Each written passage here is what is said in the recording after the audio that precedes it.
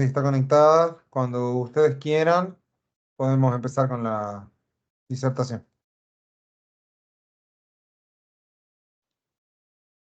Buen día a todos, soy la doctora Freya Figueroa en representación del Comité de Docencia e Investigación del Hospital Néstor Kirchner. Quiero agradecerles a todos por conectarse a este espacio de charlas mensuales que estamos realizando en la conmemoración del 10º aniversario de nuestro hospital.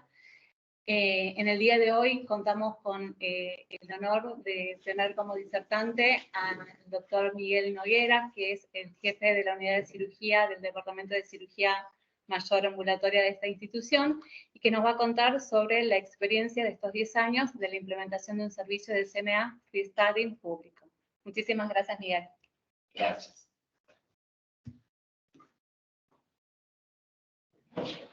Gracias, doctora, al comité y a todos los que me nombraron para hacer un poquito de refresh de qué es lo que es el Hospital Néstor Kirchner y qué hicimos y qué pretendemos hacer en estos 10 años pasados y en los que vienen, ¿sí?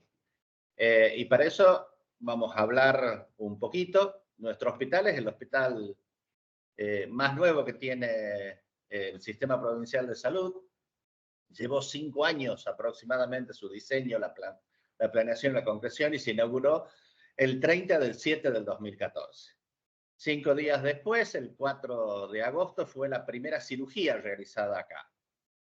Y para los que no nos conozcan en detalle, quiero presentarles el Kirchner, porque viene a colación. La mayoría de lo que yo voy a hablar es esta parte de acá abajo. Planta baja y primer piso. Esto es CMA, con los servicios auxiliares que queda en el subsuelo. Es cirugía mayor ambulatoria. En el segundo piso está el departamento de odontología y en esta parte trasplante de médula ósea. En el tercer piso está hematología y en el cuarto hacia arriba está el laboratorio central. Si bien estas dos unidades son enlazadas con el hospital, no son de cirugía mayor ambulatoria y la mayoría de las cosas que yo hable no van a ser referidas a estos dos lados. Hemato-oncología es prácticamente un hospital por separado y laboratorio central no tiene nada que ver con cirugía mayor ambulatoria ni con lo que hacemos. Por eso a veces nos preguntan a nosotros, ¿hacen dengue, la determinación de dengue en tu hospital? No, no sé. No, si me han dicho que lo hacen en Kirchner. No, eso es en el laboratorio central, que no tiene relación con nosotros. Pero haciendo esa pequeña aclaración, vamos a hablar un poquito de las características institucionales que tenemos nosotros. Además de ser el hospital más joven, es un hospital creado con una función netamente quirúrgica. Todas las áreas, todas las personas y todos los que estamos acá estamos orientados hacia la misión quirúrgica. ¿Por qué? Porque la misión y la idea al hacerlo era ser un centro modelo de cirugía mayor ambulatoria y también de atención odontológica de alta complejidad. Para eso fue creado. No tenemos internación, no tenemos guardias, no tenemos especialidades no quirúrgicas, significa que acá no hay reumatólogos, neurólogos ni nada parecido. Es decir, nosotros lo que tenemos son las unidades quirúrgicas, que ya se las voy a presentar, y las unidades de recuperación y de evaluación, exclusivamente referidos a cuestiones quirúrgicas. Es un hospital que está 100% informatizado desde el primer día, ¿sí? Contribuimos a terminar de formar el SGH como lo conocemos ahora, y está normatizado fuertísimamente en un sistema de modelo de gestión por proceso. Todo lo que hacemos nosotros tiene su determinado proceso y eso nos ha permitido acceder a muchas acreditaciones como la del ITAES y la ISO, y en ISO en cirugía mayor ambulatoria. Nosotros somos muy pocos, hay unidades que tienen a veces 1 o 2 personas, y de los 82 del nivel A somos 21 cirujanos. Para que tengan una idea, que un hospital quirúrgico termina haciendo todo en 21 personas. Y hablamos un poquitito de qué es el concepto de cirugía mayor ambulatoria, porque muchas veces no se tiene absolutamente en claro y se deforma el término. Acá hay un viejo gráfico del doctor Kościcki, alemán, que nos visitó hace unos años, está traducido, que el paciente relaciona, y hasta los médicos relacionan el concepto de cirugía mayor ambulatoria como que se va rápido. No es solamente eso. La cirugía mayor ambulatoria es obviamente aquellas que se dan las prácticas sin necesidad de internar al paciente ni pernoctar. Y son dadas el alta a las 6 horas de procedimiento. Nosotros nos basamos en una resolución del Ministerio de Salud de la Nación del 2005, en los cuales establece que normalmente eso es a las 6 horas. También el sistema de salud norteamericano establece en 6 horas el tiempo de recuperación para ser considerado una cirugía ambulatoria. Después vamos a ver que nuestros tiempos en realidad son mucho menores. Se diferencia de la cirugía de corta estadía, en la cual lo único que se hace es acortar el tiempo esperado para esa cirugía. Puede ser entre 1 y 3 días. Si yo le digo que damos de alta en un día a un paciente que hemos operado un esófago, por ejemplo, sería fantástico. Pero esa es cirugía de corta estadía, ¿sí? No es CMA. ¿Y CMA qué es en definitiva? Es una forma de organización y de gestión sanitaria específica. No es solamente mandarlo al paciente. Eso significa que tenemos que atender una demanda determinada, teniendo ciertas condiciones estructurales y de recursos que nos permita hacer las cosas con eficiencia, con calidad y con seguridad. Vamos a ver qué es eso. Brevemente repasamos que existen 3 tipos de unidades de cirugía mayor ambulatoria. La unidad integrada, la cual es parte del mismo hospital. Por ejemplo, yo vengo del Hospital Avellaneda, esa es una unidad integrada en la cual está inmersa dentro del servicio de cirugía general, es la más fácil de hacer, la más fácil de crear, la que se puede reconvertir, es decir, podemos volverla atrás o no, y a su vez tiene muy poco costo de instalación, pero presenta un diseño no adecuado para CMA y también, entre otras cosas, un riesgo alto de infección. Las unidades autónomas, pero a su vez satélites del hospital. ¿Cómo sería eso? Bueno, tenemos un hospital determinado y creamos una torre de cirugía mayor ambulatoria, ¿sí? Pero toda su estructura física está enlazada e interrelacionada con la del hospital, tanto desde la gestión de compras hasta por el uso de la guardia, ¿sí?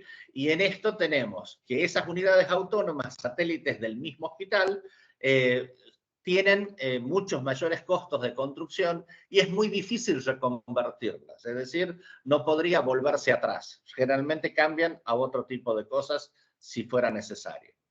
Y la independiente, como somos nosotros, ¿sí? Es una unidad que es absolutamente independiente en todos sus procesos. Para nosotros es un hospital nuevo, ¿sí? Ese es el hospital freestanding, independiente. Es el que garantiza la máxima eficacia, el menor costo por procedimiento, usualmente tiene una alta satisfacción del paciente y el riesgo mínimo por infección, porque no hay cruces con otros tipos de patologías o pacientes crónicos que tengan enfermedades infectocontagiosas, pero también es el que tiene el mayor costo para crearla la unidad. Pero una vez hecho el hospital, por procedimiento es el menor costo posible. Y ustedes dirán, bueno, esto es algo nuevísimo. Nosotros estamos en el 2014 y somos el único hospital freestanding del Río Bravo para abajo, ¿sí? Y aún no se ha hecho otro hospital público freestanding del Río Bravo para abajo. Es decir, ¿por qué? Porque es difícil, sobre todo esto, hacer una unidad de cero y el costo es muy alto de creación, si bien de funcionamiento no.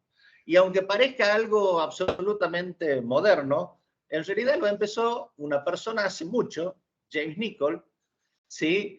En el cual hizo las primeras casi 9.000 cirugías, ¿sí? En 1908, ¿sí? Y lo publicó en 1909. Él era un cirujano pediátrico, no tuvo mucha repercusión en su momento, pero él se había dado cuenta de que los pacientes estaban mejor en su casa que en el hospital.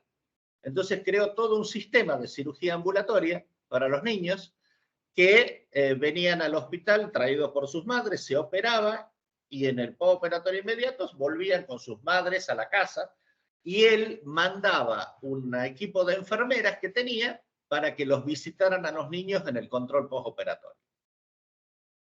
Porque él decía que no justificaba quedarse internado y que era una pérdida de dinero para la institución. Era absolutamente lógico para ese momento. A su vez, si hacían de esa forma, permitía, acortando los tiempos de anestesia y de internación total, una mayor rotación de quirófano. Es decir, si yo puedo operar un paciente porque tengo una sola cama para postoperatorio y lo doy de alta a las 8 horas, idealmente podría hacerlo 3 veces en el día. Entonces, con el mismo espacio físico se multiplicaba la efectividad. Bueno, esa es la idea de acá. En Estados Unidos es donde más prende la cirugía freestanding y desde 1955 en Estados Unidos y en Inglaterra empieza la etapa que podemos llamarla moderna, en lo cual se dieron cuenta que era por una cuestión básicamente de costos y empieza con las hernioplasties, ¿sí? Y ahí se establece con el único fin de reducir las listas de esperas quirúrgicas. En un sistema público los pacientes se tenían que inscribir y esperaban un determinado tiempo. Como este sistema de alta rotatividad nos permitía acortar los tiempos, se hizo primeramente con esa forma y se dieron cuenta en forma anexa de que disminuía mucho los costos. Normalmente en Estados Unidos las estaciones primeras fueron no freestanding, sino integradas a un hospital determinado. Y posteriormente, desde la década del 70 en adelante y sobre todo en el 80 y 90, se crean un montón de unidades freestanding en Estados Unidos y que tienen otra característica, son muchas veces unidades freestanding monovalentes. ¿Qué significa eso? Por ejemplo, está el Liechtenstein Hernia Institute, que es un centro que exclusivamente hace cirugía herniaria en Los Ángeles, es decir, solamente operan eso, o solamente hacen, por decirles una cosa, vasectomías, o solamente hacen colecistectomía, es decir, se han hiper especializado en una sola patología. Y eso es importante hoy, tengan en cuenta esto. Esta es la progresión de las cirugías entre el 85 y el 2016 hechas por CMA. ¿Qué significa eso? En el 85, el 30% de todas las cirugías que se hacen en Estados Unidos eran en CMA, y en el 2016 ya son el 87%. Reflexionen un poquito, vean en su cabeza cuáles son todas las cirugías que existen y que sean en un sistema de cirugía mayor ambulatoria, el 87% está expresando mucho dentro de un sistema de salud. Ahora bien, en un sistema de salud, viendo como tal, un sistema de salud, ¿cuál es el rol de la cirugía ambulatoria? ¿Para qué queremos hacer una unidad de cirugía ambulatoria? Y básicamente lo hacemos por 3 cosas. La primera, y siempre centrándonos en el paciente, mejorar la calidad de vida del paciente operado. Es muy distinto a un paciente que se interna del que no se interna. Y a su vez, si lo tratamos en un lugar eficiente que lo hace rápidamente, mejora esa calidad de vida. Disminuir las listas de esperas quirúrgicas. Si yo tengo un hospital general donde tenemos pacientes complejos, grandes, y pacientes de menor complejidad, pero mucho más numerosos, entonces hacer un sistema que me permita sacar esos pacientes en forma más rápida me permite disminuir las listas de esperas quirúrgicas. Y también, porque en un sistema de salud es importante los recursos son finitos y las necesidades son infinitas, tenemos que disminuir el costo por procedimiento. ¿Cómo mejora la calidad de vida del paciente? Tengan en cuenta que nosotros, el paciente está menos de 10 horas totales en el hospital, ¿sí? Es decir, el paciente que ha ingresado a las 7, ¿sí? Mucho antes de las 17 horas ya está fuera del hospital, ¿sí? Desde el ingreso el preoperatorio, el intraoperatorio, el postoperatorio, la recuperación y el alta, se da todo así. Es tan así que el 97% de los pacientes nuestros están entre 1 y 4 horas de postoperatorio.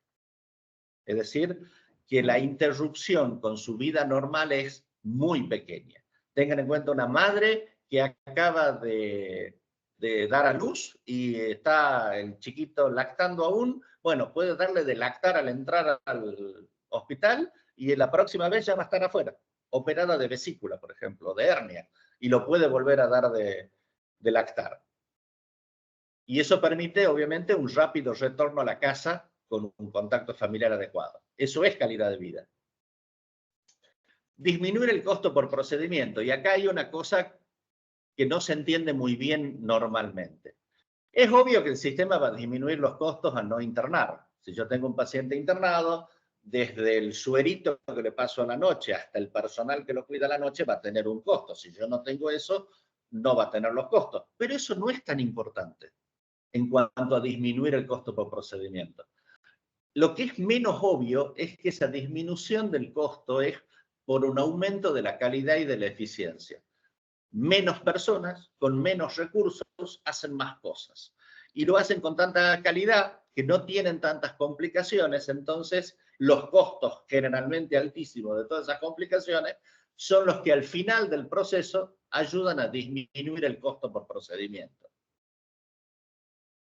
No es como una gente cree que es simplemente por la disminución de los gastos de comida y medicación durante la internación. La mayoría de los recursos ahorrados son por el aumento de la calidad y de la eficiencia del sistema. ¿Cómo disminuimos los costos por procedimientos? Si operamos más, con menos recursos humanos físicos, con la menor agresión posible, porque nuestra visión siempre es cómo el paciente se recupera después. Y usando racionalmente y protocolizadamente los recursos, se produce una mejora de la calidad y baja costos a todo el sistema. Les voy a mostrar un ejemplo que para nosotros es muy importante, que es paradigmático. ¿En qué sentido? Nosotros cuando se va el paciente le damos esto. Esto es el kit de alta, ¿sí? Y ese kit de alta contiene, en esto para cirugía general, para un paciente que ha sido operado de vesícula de hernia, va a incluir un analgésico y va a incluir un protector gástrico. Y ustedes dirán, ¿cómo eso baja los costos? Si yo le estoy dando algo que los demás no le dan. Eso me está costando plata. Bueno, pero nosotros la forma de pensar es, el 80% de los reingresos de los pacientes se produce o por dolor o por epigastralgia. Si yo le doy la pastilla, aún teniendo que afrontar el costo de darle la pastilla, en definitiva me está aumentando la eficiencia del sistema y me baja los costos porque evito las reinternaciones y las visitas no programadas. Como ese ejemplo hay 100.000 en el Kirchner que muestra que al final todo es para mejorar la eficiencia y disminuir los costos del sistema.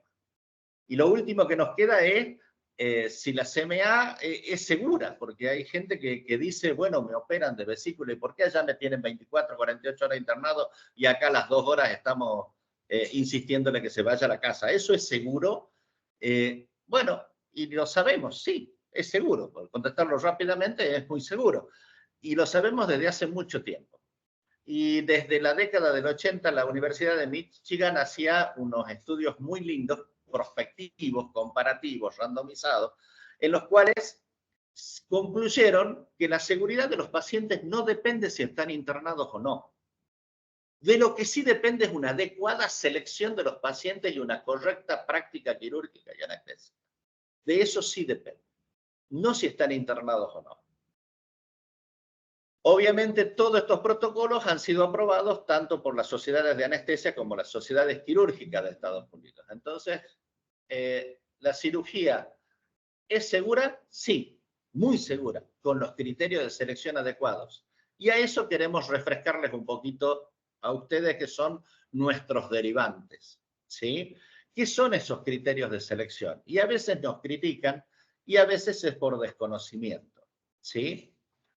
Nosotros, al tener un criterio de selección de los pacientes, se le cree que es muy restrictiva, ¿sí? Se cree que es tan restrictiva que nosotros, por ejemplo, solamente podemos operar a islandeses nativos, zurdos, jóvenes y deportistas. No, no es así. Nuestro criterio de selección es muchísimo más amplio, aunque estricto en algunas cosas. Tenemos pacientes entre 13 y 65 años. Y estoy hablando de la generalidad, porque le puedo mencionar, por ejemplo, que otorrino opera pacientes más pequeños, de amígdalas, por darles un ejemplo. Que oftalmología opera pacientes mayores de 65 años. ¿Por qué? Porque hacen anestesia local. Entonces, el paciente entre 13 y 65 años lo vemos todo el mundo. Y ese se puede hacer cualquier cirugía que se haga en la izquierda. Significa cirugía con anestesia mayor endocavitaria. ¿Sí? Vuelvo a repetir, niños, urología, otorrino, urología para fimosis, por ejemplo, también ve niños. Algunos gerontes están vistos por oftalmología o algunas cosas traumatológicas que pueden ser hechas con local o plexual. Todo depende básicamente de la anestesia. Siempre nuestros pacientes estamos hablando de cirugía general en paciente con cirugía mayor endocavitaria. Nosotros en cirugía general no hacemos cirugía menor, porque esa es otra complicación también. Se cree que nosotros hacemos procedimientos pequeños. No, ya vamos a ver qué procedimientos hacemos. Nuestros pacientes tienen que estar categorizados como ASA 1 o ASA 2. Eso sí es un criterio de exclusión para cirugía mayor. Por lo tanto, no tienen que tener comorbilidades mayores. No hacemos urgencias. Si nos mandan a nosotros una colecititis aguda con leucocitosis y demás, la vamos a derivar a una guardia, porque no podemos tenerlo, no tenemos guardia, no tenemos internación. Los pacientes psiquiátricos o drogadependientes son pacientes que no son aptos para cirugía mayor ambulatoria, sobre todo por el despertar. Y no deben tener enfermedades sistémicas no controladas. ¿Qué tan restrictivo es esto? Y si ustedes se ponen a ver, es bastante poco restrictivo. Bueno, en algún momento determinado nosotros queríamos tener algunas patologías, por ejemplo, hernias. Entonces, una vez en el 2015, y después lo repetimos un par de veces más y en otras especialidades, hicimos la semana en este caso era la semana de la hernia. Entonces llamábamos a un flujo espontáneo que venga al hospital para pedir eso. Entonces era un flujo no filtrado. Y de los pacientes que filtraron, obviamente teníamos algunas personas con cosas que no podíamos tratar, como estas hernias con pérdida de domicilio, que no se puede tratar, y simplemente eso era el 17%. Traducido, cualquier paciente que entre por la puerta sin ningún tipo de filtro, el 83% de los pacientes lo podremos tratar, aún con nuestros criterios de inclusión muy estrictos.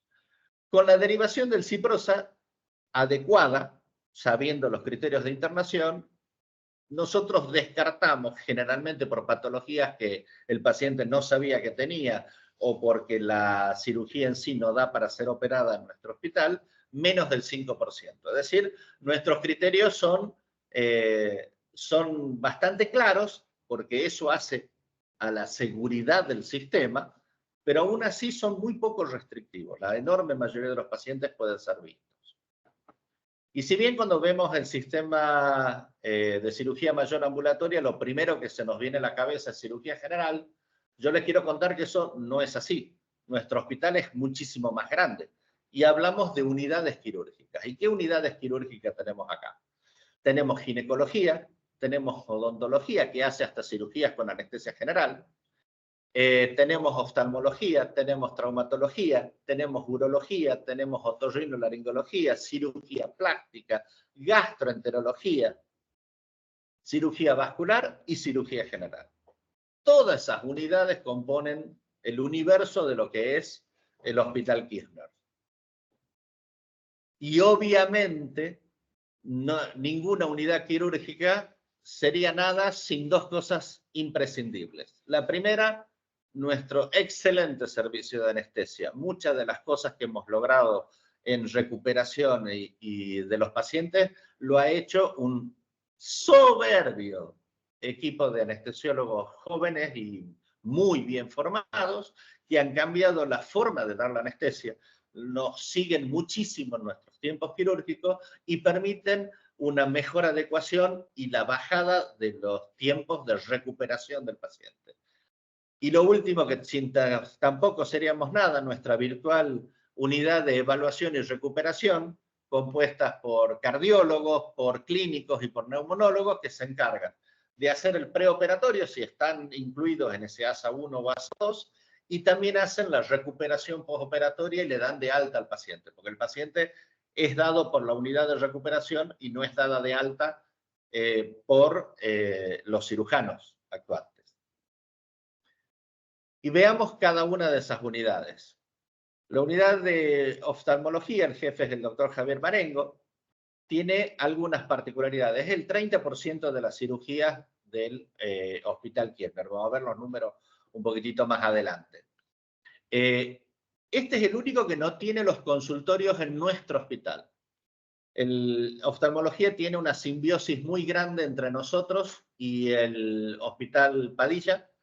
El turno que uno quiere para el paciente oftalmológico que pueda tener algunas de estas menú prestacional que ellos hacen, debe ser solicitado en el Padilla, porque ahí tienen los complejos y caros equipos para evaluación de esos pacientes. Son evaluados allá, puestos en turnos allá y operados acá o allá, dependiendo de la patología y de la complejidad. En traumatología lo tenemos al doctor Saab, son 2 personas nada más, el 9% de nuestras cirugías, y el 62% son cirugías artroscópicas. Es decir, una cirugía de alto valor y de alta complejidad. Ginecología también está compuesta por 2 personas y es el 5% de las cirugías de todo el Hospital Kirchner, en los cuales lo más frecuente, ligaduras tubarias, patología mamaria benigna y maligna, laparoscopías diagnósticas y terapéuticas, patología del cuello, de vulva, de vagina, histeroscopía, todo eso puede hacer. Nuestra unidad de cirugía plástica y reparadora en estos momentos está contando con una sola persona, que es el doctor Gustavo García Toro. Es el 5% de las cirugías totales del hospital. Las cirugías más frecuentes son cirugía mamaria reconstructiva, postmastectomía, cirugías dermatológicas completas, rinoplastias postraumáticas, tumores de partes blandas, tratamiento de tatuajes, ginecomastia. Todo eso lo hacemos en esta unidad. Urología tiene una sola persona exclusiva y 2 part-time, ¿sí? Es el 4% de las cirugías de nuestro hospital y sus patologías más frecuentes son circuncisión, varicocelectomía laparoscópica, hidroceles, orquiectomías.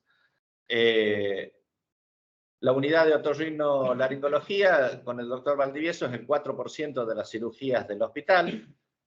Su menú prestacional más frecuente son cirugías de oído, como las timpanoplastias, colesteatoma, las endoscópicas rinosinusuales, las cirugías de tabique, de microcirugías de laringe, amigdalectomías, ¿sí?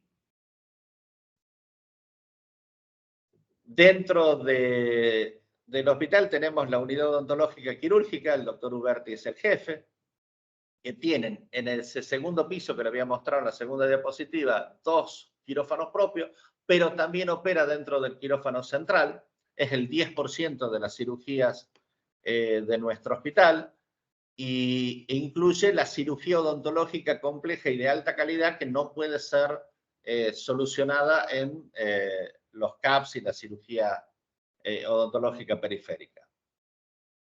La cirugía vascular, anteriormente era una dependencia de cirugía general, lo forman 2 cirujanos, el doctor Rothschild y la doctora Grill. El menú prestacional más frecuente son la patología varicosa, desde la inyección con eco guiada hasta la cirugía en quirófano. Y finalmente, mi querida unidad en las cuales de estos 10 años, 9 años, más de 9 años y medio, fuimos solamente entre 4 y 5 personas, hoy somos 7. Tenemos el 30% de las cirugías de todo el hospital. Somos un servicio acreditado por la Asociación Argentina de Cirugía. Y nuestro menú prestacional más frecuente, que es lo que estamos más habituados, consta de la litiasis vesicular sintomática, no la colecistitis aguda, vuelvo a repetir, que es una cosa de guardia, la litiasis vesicular sintomática, herniosplastias inguinales, que ya vamos a ver alguna particularidad, hernioplastías umbilicales, eventroplastias pequeñas, cirugías laparoscópicas mínimamente invasivas, tumores de partes blandas, biopsias ganglionares. Tenemos hemato-oncología, que es un frecuente derivador de biopsias ganglionares. Y nosotros siempre que hacemos alguna de estas cosas, siempre nos fijamos en hacer cada vez la cirugía laparoscópica más mínimamente invasiva. Toda la unión que nosotros tenemos acá es pensando en la recuperación del paciente, porque la recuperación es vital, porque este hospital llega una hora a la siesta que se cierra, queda el guardián, entonces hasta entonces el paciente tiene que estar o dado de alta o trasladado a otro hospital. Entonces, buscamos hacer la cirugía lo más mínimamente invasivo posible. Si podemos utilizar laparoscopías monocanales, usamos laparoscopías exclusivamente umbilicales. Y dentro de ellos hacemos las hernioplastias inguinales, que en todos lados son abiertas. Nosotros las hacemos de entrada y sistemáticamente en forma laparoscópica. ¿Por qué? Porque es la menor agresión que se le presenta al paciente para la solución de su hernia inguinocrural y, por lo tanto, una mejor recuperación. Y lo hacemos hernioplastia, inguinocrurales, laparoscópicas sistemáticas. Sistemática significa que la hernia es grande, es láparo, es chica, es láparo, es unilateral, es láparo, es bilateral, es láparo, es primaria, es láparo, es recidivada, es láparo. De entrada es así, no importa muchos criterios. Y la única que escapa a esto, por eso hablábamos de inguinocrural, es la hernioplastia umbilical, que el acceso es transumbilical, entonces no se justifica hacerlo de una forma laparoscópica. Todos los pacientes, una vez operados, de la nuestra y de las demás unidades con anestesia general, son pasados a una unidad especial, que es la unidad de recuperación posanestésica, y se guía con los criterios PATS o criterios de Chang, también se llama, modificados, en los cuales se le ve una serie de parámetros y cuando esos parámetros están adecuados, se le da el alta. ¿Y cuándo se le da el alta? Y depende, cuando cumple los criterios. ¿Cuándo cumple los criterios? Nosotros tenemos, por ejemplo, para la cirugía más frecuente nuestra, que es una colecistectomía laparoscópica, el 95% de los pacientes están con criterio de alta antes de las 2 horas que salen de quirófano.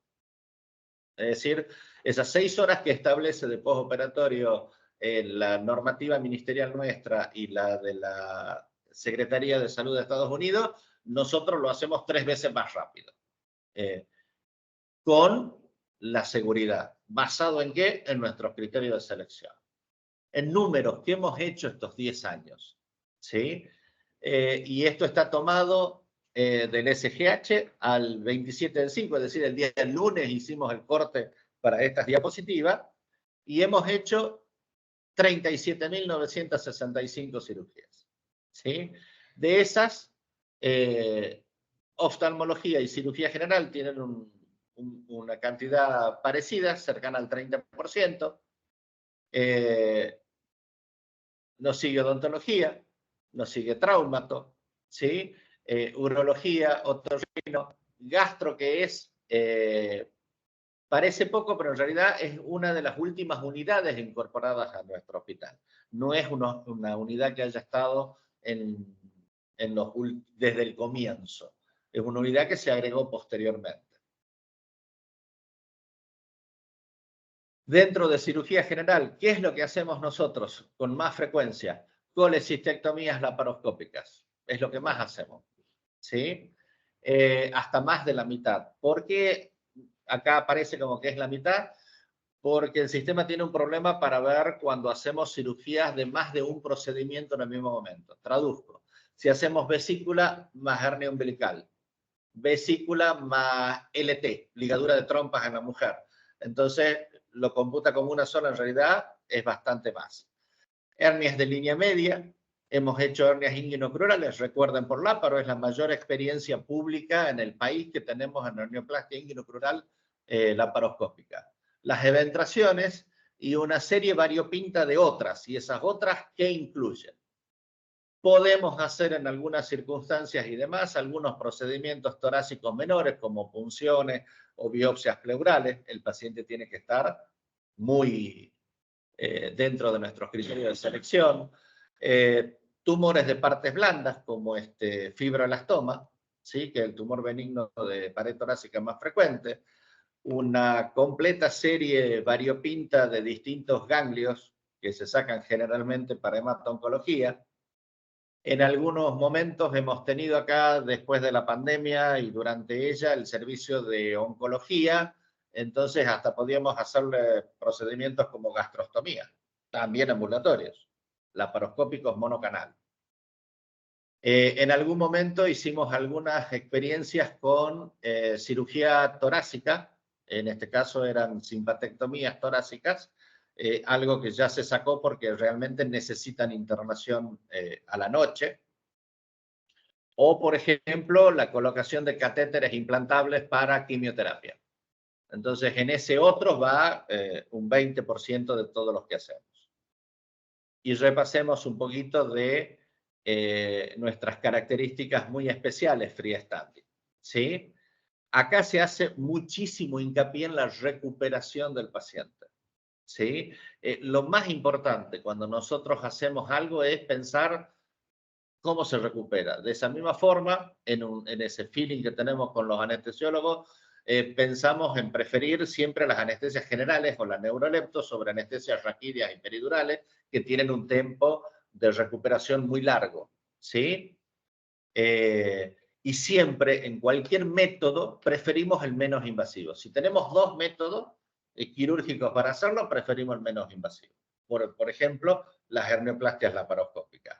Si tenemos dos formas de hacer la colecistectomía laparoscópica, la convencional o la laparoscópica mínimamente invasiva, preferimos hacerlo mínimamente invasivo. ¿Y por qué es eso? ¿Sí?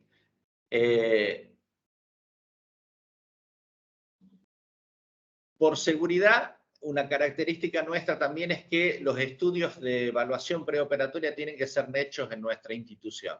Está en nuestros procesos eso. No es que no confiamos en ningún otro lado, pero los queremos hacer acá. Tardamos muy poco tiempo en hacer la evaluación preoperatoria, ¿sí? Visto por nuestros médicos de la unidad de evaluación, nuestro cardiólogo, nuestro neumonólogo, ¿sí? Y eso hace que con esos criterios de selección, que son rígidos pero no inamovibles, lo hemos ido cambiando en estos 10 años, cada vez tenemos distintos rangos etarios y demás, nos ha hecho una cosa muy linda que es, por ejemplo, tenemos unos desfibriladores hermosos que jamás han sido usados y no queremos usarlos nunca, ¿sí? Es decir, no hemos tenido un evento que necesitemos usar un desfibrilador, ¿sí? Y siempre tenemos una retroalimentación analizando cómo son nuestros índices de complicaciones, menores o no, y tratando de aumentar la población objetivo. Es decir, nosotros estamos en un lugar muy bueno en cuanto a cirugía mayor ambulatoria freestanding. Hemos hecho muchas publicaciones y nos han reconocido en un montón de lados, pero somos como, a mí siempre me gusta esta imagen, somos como este señor. Este señor está parado en la punta del cerro K2, el cerro más difícil de subir del Himalaya. Pero ¿qué tiene atrás? El Everest. Ese tipo está muy feliz de subir K2, pero estoy seguro que dice, yo quiero estar allá. Bueno, nosotros también. En estos 10 años hemos subido un hermoso K2. Hemos hecho un montón de cosas y hemos ampliado cada vez más nuestros pacientes y hemos llegado cada vez más a criterios más altos de estándares de seguridad. Pero aún así queremos hacer algunas otras cosas.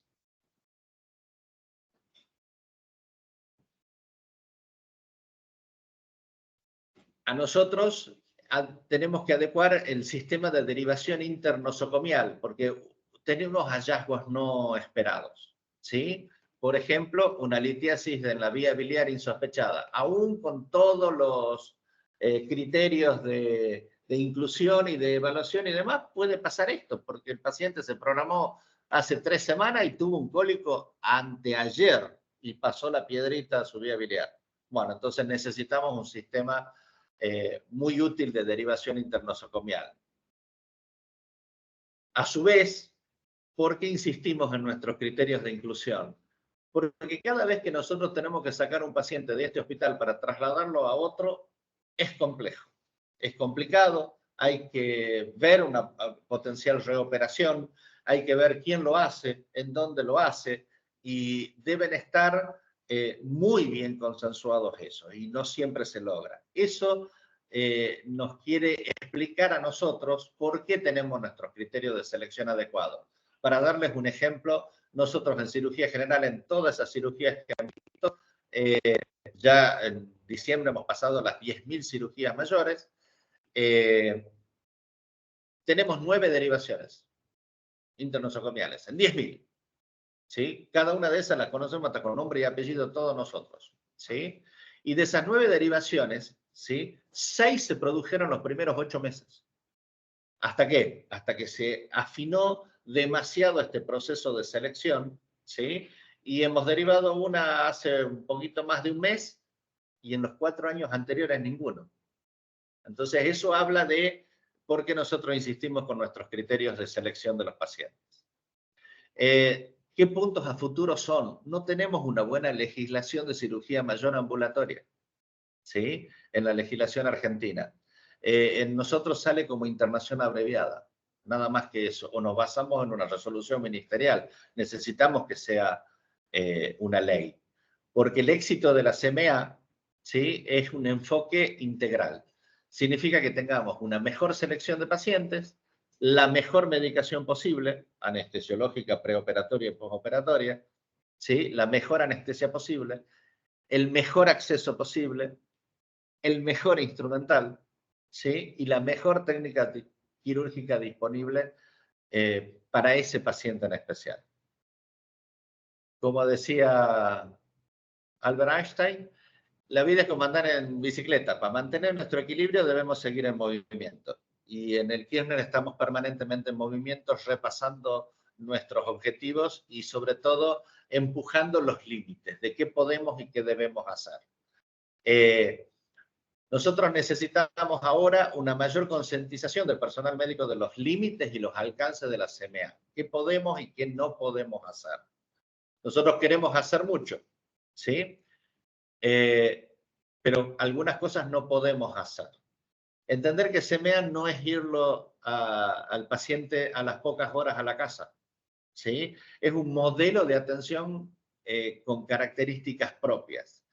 La mejor cosa que nosotros tenemos es, en caso de duda, pregunte, ¿sí? ¿Hacen tal cosa? Bueno, pregunten, llaman a nuestra excelente gestión paciente, se atiende eso ahí, se hace eso ahí, se puede atender y seguramente van a tener la solución en segundos. También debemos enseñar la CMA, no se enseña en el pregrado como tal, necesitamos enseñarla desde el pregrado, ¿sí? Y mucho más en el posgrado. A nosotros ahora tenemos muchos residentes rotantes en estos 10 años. Han venido a rotar a las distintas especialidades, especialmente en anestesia, porque es muy especial la anestesia CMA comparado con el resto, y cirugía general. Nosotros tenemos por lo menos siempre un residente rotante de las distintas residencias del CIPROSA, en los cuales le enseñamos estas características especiales que tienen. Y sería muy bueno contar con una ley que nos ampare. Y finalmente, tomada las apuradas, así que no es muy buena, el equipo de cirugía del Hospital Néstor Kirchner le agradece su atención. Y cualquier pregunta que tengan, estoy a su disposición. Muchas gracias por la atención.